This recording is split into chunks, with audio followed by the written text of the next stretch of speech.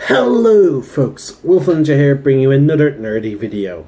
It is just an hour and 30 minutes before Lunar Guard Adventures, hopefully. So I have an itch there, just by my ear, there you go. And I'm about to just reading some sage advice, and I found something very interesting. It was about, could a player learn Thieves' Cant or Druidic, or do you have to be, what's it called, specifically those classes that give you access to it. And all we got in the sage advice was, look at page 123 in the player's handbook and read languages. Now, pardon me, it does not properly tell you how to learn a new language because, pardon me, I just had my dinner. The DMG covers how long it would take you to learn a new language with downtime. But here's where it gets interesting. I was reading it trying to find out what's the standardized time. I generally rule it as being like 120 days, same as AL rules. Oops, that's unfortunate. Now, here's what it says in terms of languages. Now, I just got something. I've been allowing players too much freedom in this selection, apparently. So here goes. Your race indicates the languages your character can speak by default, and your background might give you access to one or more additional languages of your choice. Note these languages on your character sheet.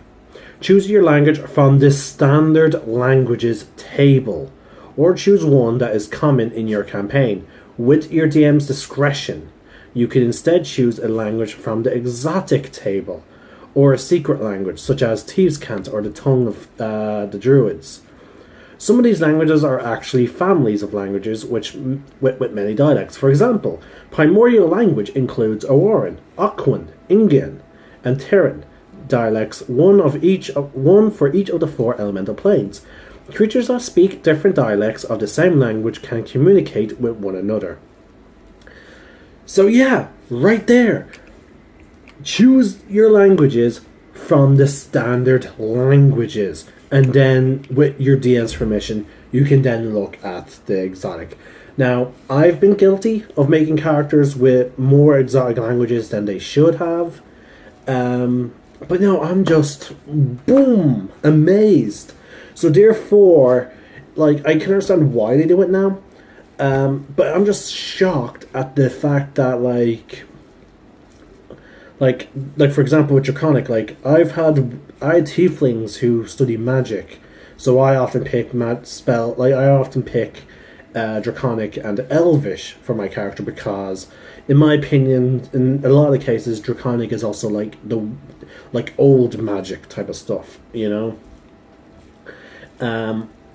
So yeah, I'm just shocked that, like, technically I should not be picking Draconic. I should be picking one of the more I should have picked a standard language, which is a bit funny, but considering that if you read the halfling section in the PHP, it talks about how the halfling written language.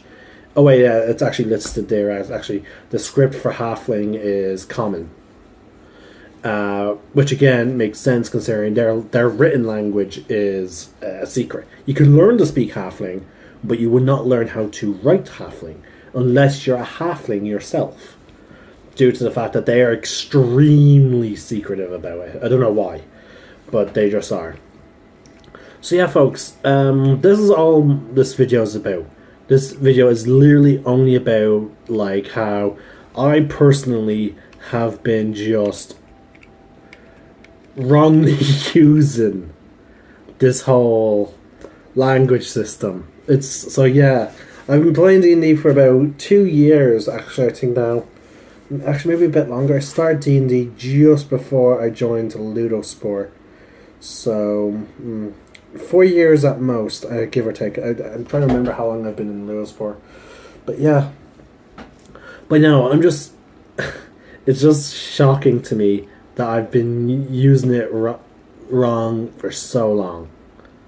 You know, it's one of those moments where it's like when how a lot of people by default say, "Oh, natural 20, so I automatically pass my skill check."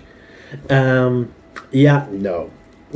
Like it's a rule that a lot of people use in their campaigns, but technically it's wrong. Natural 20s are only supposed to apply in combat, and yeah, it's just amazing. So that's why I adopted a new way of treating natural 20s in skill checks. I treat it more of like, okay, here's the thing. So they can't do the impossible. For example, in this the Die Far Far Away game, I had a player who attempted to, use the force to open a hatch in the elevator. He scored a natural 20 on his manipulation of the force, but because there was a physical thing, actually properly bolting the door, the hatch closed, he could not do it. He was not physically able to do it. I was like, oh no, if it wasn't, like, I'm not trying to screw you over. But yeah, so yeah, there are just those moments where, like, because again, like, natural finds can do a lot, but they can't circumvent the impossible, you know.